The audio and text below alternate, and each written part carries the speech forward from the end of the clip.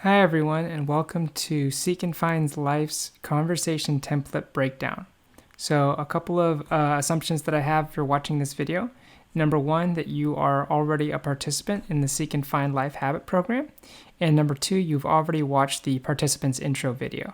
And so therefore you should already know what the conversation template is. You have a little intro to it, and then this is going to be a little bit more of a fuller explanation of that. Now, if you're not in the Seek and Find Life program already, then I would recommend you go over to the What is Seek and Find Life video and find out a little bit more about our program. If you are in the program, you're a participant, but you haven't watched the intro video yet and you're not sure what the conversation template is, then I would recommend you go over and watch the participant's intro video, and then that'll explain the conversation template a little bit and explain how it fits into the program. But if you've already watched that video and you're in the program, then you're in the right place to learn a little bit more about the conversation template. And in this video, because the intro video, we wanted to keep it kind of short, we're very light on the explanation of kind of what the conversation template is and how it works. In this video, we're going to go into a little bit more detail and explain each component of the conversation template, why it's there, and then how it functions, and maybe a little bit of a tip on how to use it in your participant meetings. And so with that, we can go ahead and get started. The first thing is just a quick review of the conversation template itself.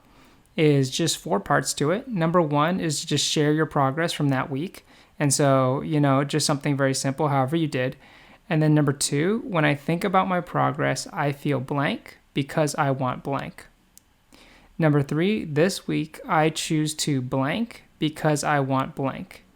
And the template says this week, and we know that different people have different meeting schedules. The most common is weekly, so we said this week, but it could also be, for the next couple of days, for the next, couple of weeks, whatever it is for the period of time that you're meeting. And then number 4, would you be willing to blank to help me? And that's really it. So this should be able, if you just follow the template kind of exactly, then you should be able to finish your meetings pretty quickly, maybe even within 5 minutes, but also we encourage you to spend more time if you do have that available. A quick review of an example of actually using this template in action is, let's say that my goal is to work out 4 times a week. So I can just say, last week I worked out 3 times. When I think about my progress, I feel discouraged because I want to improve my health. So I want to improve my health, but I feel discouraged because I wasn't able to meet my goal. This week, I choose to schedule 5 times to work out because I want an extra opportunity in case I miss a day.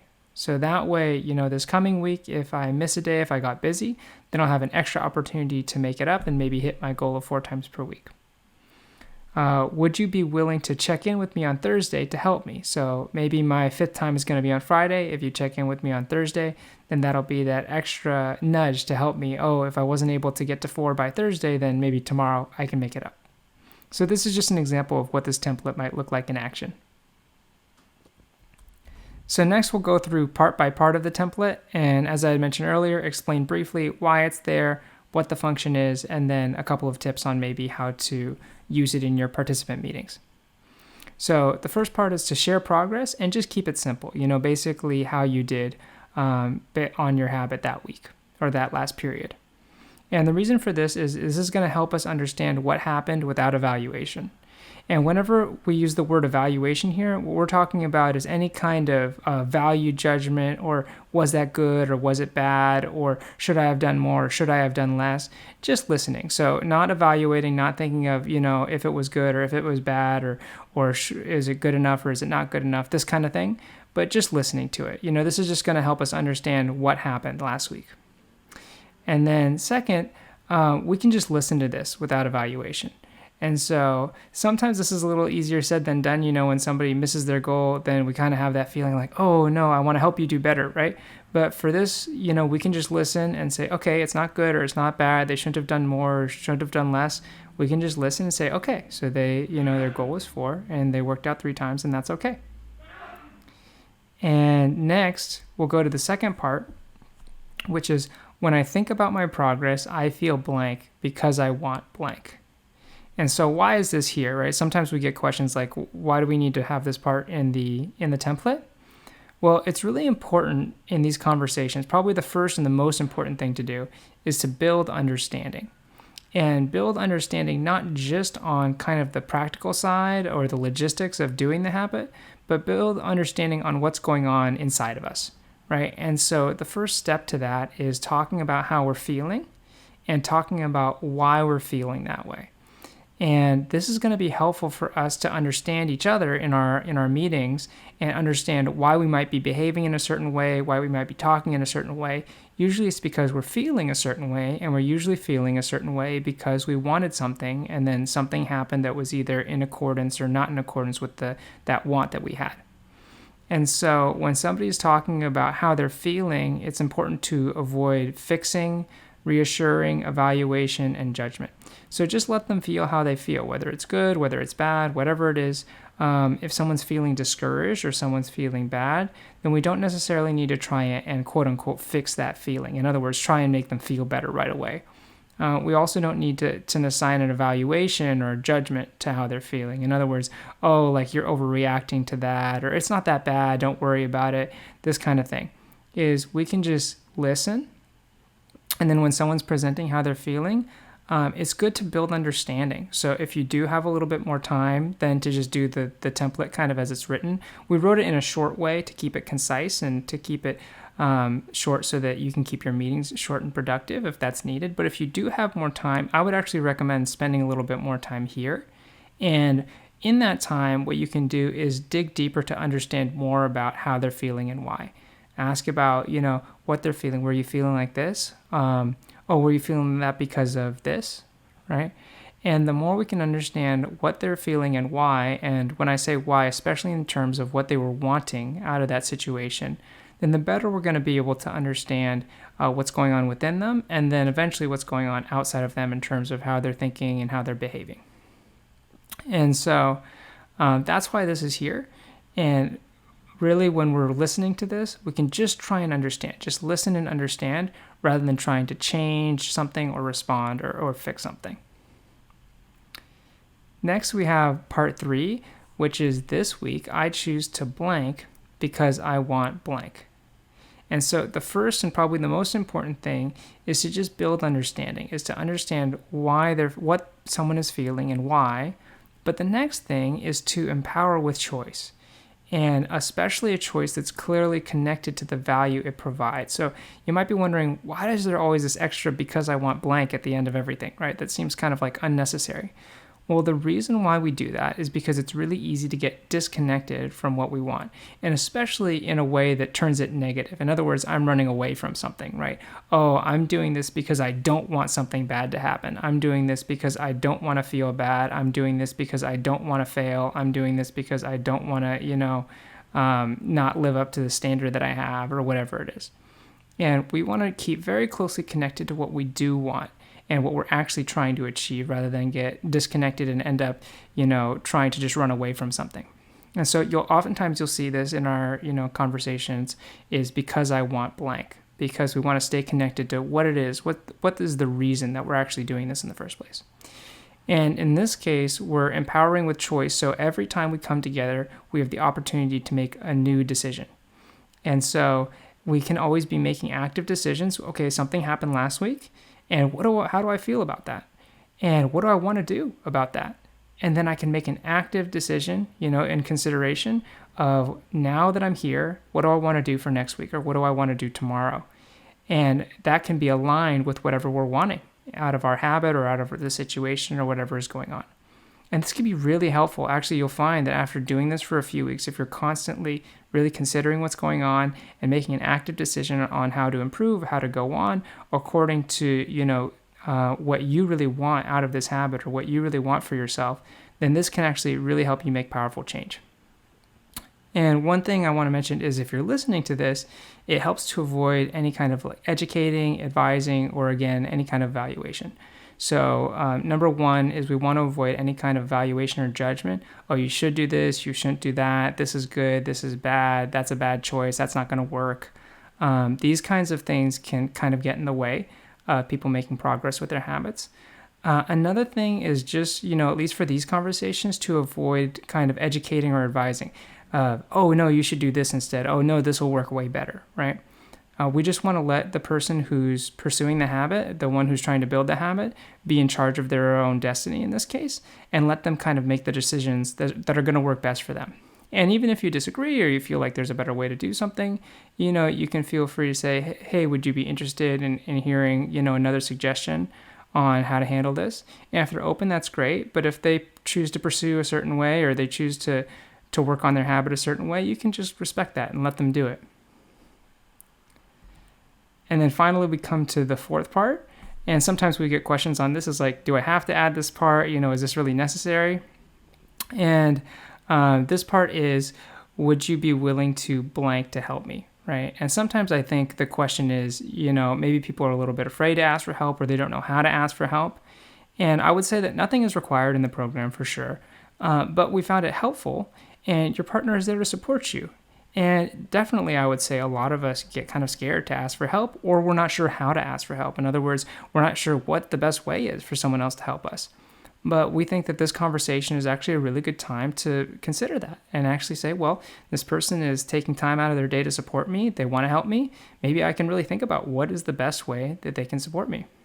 And another thing I would just mention on this portion is maybe there's something that you've asked them to do, in the past, like maybe check in with you or maybe, check on something that you're doing when you're in the meeting, But I would just say that if it's working for you, that's fine. You don't have to add something new every single meeting, but it's good to just check in. So I think the important thing is just to make an active decision every week.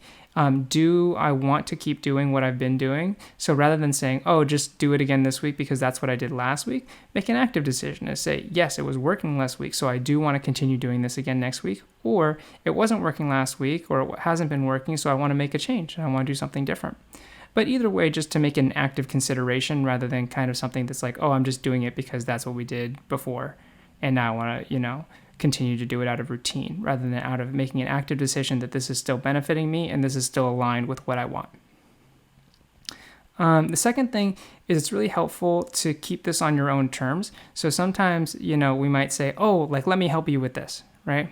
But the person who's actually building the habit, who's working on the habit, it's best for them to really decide what's the best way for them to get help.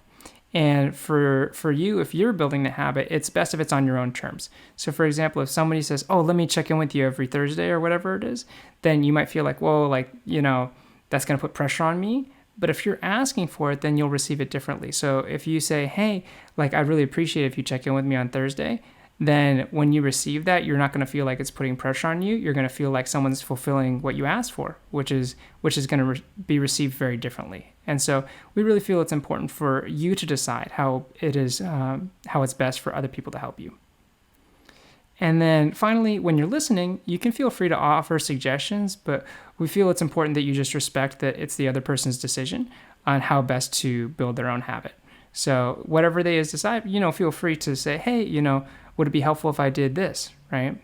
But if they feel like, no, I think I'm okay for now, then you can just go ahead and respect that. Finally, just a couple of key principles is number 1, understanding, and number 2, respect. So number 1, the key thing, the most important thing that we want to do during these meetings is build understanding. And when I say understanding, I mean specifically how people are feeling and why. And again, when I say why, especially with what they're wanting out of the situation, what they're wanting out of the habit. And building that understanding is actually going to be kind of the basis for not only the relationship, but also how you're going to be able to build your habits together. And then the second is respect, is realize that it's that person that's building the habit for them, and they can make the decisions on what's the best way for them to go about it. And so we don't need to make any evaluations, any judgments. We can just let them choose whatever's going to be best for them. We can offer suggestions if they're open to it. If they're not open to it, that's okay. We can just let them, choose the best way for them to build their habit. And a couple of extra things. So if you do have extra time, right, what can we do with that extra time? So number 1 is to continue to build understanding. And again, for sure, this can be on your habit, but we also encourage you to get to know one another outside of the habit if you have the time. And so what happened, how you felt, and what you want. And this can be with relationship to the habit. You can dig deeper into that, what happened, how you felt about it, and what you want out of that situation. or anything that's going on in your life. Maybe it's a good time to catch up on the last week and just mention, hey, what happened that week, how you felt about it, and what you want. And then if you're on the other end, if you're listening, it's good just to listen, right? Really pay attention, really understand what's going on, really try and understand what's going on within the other person. And then finally, to clarify, sometimes we don't quite understand. And so you can clarify the same three things. You can clarify what happened. Oh, is that what happened? Or did it kind of happen this way? Or how they felt. Oh, that sounds kind of frustrating. Was it frustrating for you? Or what they want, right? Do you feel like you were trying to make progress and you couldn't really make progress? And the more that we clarify, the more that we build understanding with one another, then the better it's going to be, and the more you're going to be able to help one another. Finally, just a few things that we've noticed in our work that can be helpful to avoid, just because sometimes it can end up being not so productive in the conversations. Number one is reassuring, right? Oh, like, it's okay, you can pick it up again this week. Again, there's nothing wrong with reassuring. This is a very common thing for us to do when someone's not feeling good. We want to help them feel better. But we would just say that it's helpful to build understanding. And sometimes when we reassure, it stops the ability for us to continue building understanding. So if someone's feeling discouraged, right, rather than saying, hey, it's okay, we can just say, oh, what were you feeling discouraged about? Or it sounds like you're feeling a little discouraged. Was that discouraging for you? And this will allow us to open up the conversation and understand what they're feeling and why. Another thing is advising. We had mentioned this earlier. It's like, oh, you should try this, right? Or, oh, this is definitely going to work for you. So we want to just respect the other person's ability to choose what's best for them. You can always feel free to offer a suggestion. Hey, would you be open to a suggestion on how to build your habit? But we would just avoid, trying to push anything on anybody or advise them in a certain way. Also explaining, right, or trying to say, oh, this is why that happened, or this wouldn't have happened if X, Y, Z, is we can just let the other person, be in charge of whatever happened and be in charge of the interpretation of what happened, the understanding what's happened. And rather than explaining to them, what we can do is help them to explain to us, understand where they're coming from, how they view it, how they interpret it. And that can actually help us build a relationship with the other person. And then also help that wasn't requested, right? So certainly certainly there's nothing wrong with offering help. Is hey, would you be open to help in this kind of a way? But when we try to push help on other people, it's like, oh, let me help you do this. Oh, this is definitely going to work for you. Let me do this for you. Then it can feel a little bit like my space isn't as respected. And so we just want to make sure that whoever is building the habit, we can just let them make the decisions that are best for them. And then finally, always to be conscious of judging, evaluating, or fixing, right? Anytime that we're saying something is good or something is bad, something they should do, something they shouldn't do, or trying to change anything, if they're feeling bad, say, oh, don't feel bad, or oh, don't do that, then sometimes this can be counterproductive because people will feel like, they're being told what to do, like their space isn't necessarily respected, or maybe that they aren't understood. And so really it all comes down to those two key principles, which is about understanding, trying to really understand the other person, how they're feeling, why they're feeling that way, to some degree what they're thinking and how they're behaving, and the choices that they're making. And then also just respecting their space is, this is their habit and they're going to do what's best for them. And they have their own reasons for making certain decisions. So we can just respect that. We can always be, available and offer to help, but ultimately the decision is up to them for them building their own habit. And so just a few helpful tips that we had mentioned in the other video is keeping in contact with your sponsor. The reason for this is your sponsor is there to coach you, and the more that they know, then the better they're going to be able to help you. Another is to keep a copy of the conversation template with you for your meetings. I mean, very simply, this is just going to help you, logistically. If you have it there, then it's easier to follow. Putting your meetings on your calendar or setting an alarm. We found sometimes, it sounds like a small thing, but actually a lot of times people just forget. And so it's helpful just to have something there that once you set it, you can kind of forget it and you just know, oh, that calendar notification is always going to pop up, or the alarm is always going to be there for me. And finally, to keep a journal, to track your progress and see how you're feeling. There's actually something very helpful. You get kind of a release out of putting something down on paper. And something else that's helpful about keeping a journal is you'll be able to go back. You'll have a record. And so you can see kind of the progress that you're making. And I know for some people, if they look back after a month, they say, wow, this is actually, pretty interesting, the progress that I'm making. And so it's kind of nice just to have a record and be able to go back and see how you're doing. Finally, we always encourage you to check out our other series for more information. This is the first video, the participants intro video. With this video are kind of like the starting point for the participants in the program, but we recommend that you talk to your sponsor about any additional resources or learning more if you're interested in learning more. And as always, we're interested in your feedback, if things are working for you, if things aren't working for you. So go ahead and let your sponsor know what's working and what's not. And always feel free to email me at david@seekandfind.life if you'd like to mention anything to me. Thank you so much, and we look forward to seeing you get great results in the program.